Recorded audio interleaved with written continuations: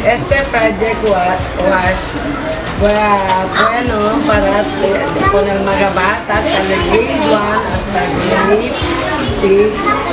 So, continua kita con este hasta para cuando kay mga bata necesita na este sila todo el día, no? 3 veces al día necesita sila mag-brush.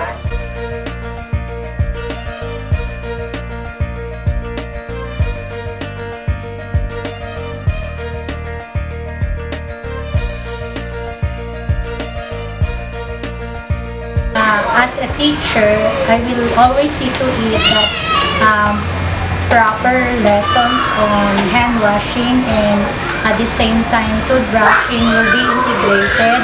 Programa Wash Area na eskwela, ben grande ayuda kayo kasi, especialmente kung mga bata. Yakita, develop sila di nila hygiene. So, akita, aprende mga bata si pila gente, ila pagano. So, ben grande ka kami ayuda kay si nakasa, may man sila man-develop nila habit the good hygiene at in eskwela, to pwede ka ito sinanalize na kanila.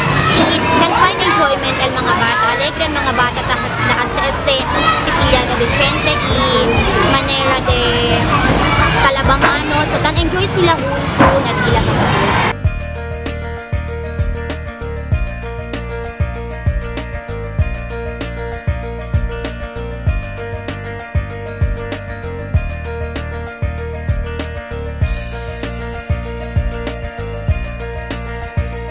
On behalf of the principal, our school principal, Mrs. Lapidato Villanueva, I would like to say thank you to our partners, the local government, the DOH, and other partners that help in the implementation of this WASH program.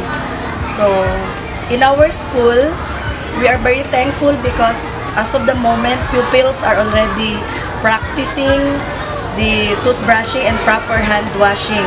So with the help also of our stakeholders, the PTA, now they are very much helpful in putting up the wash facilities for us to implement it properly. And I can see that siguro mga 5 years from now, maayos pa rin ang project na to kasi we will see to it na may continuity on the part of the teachers, willing naman sila, and with the materials provided for us,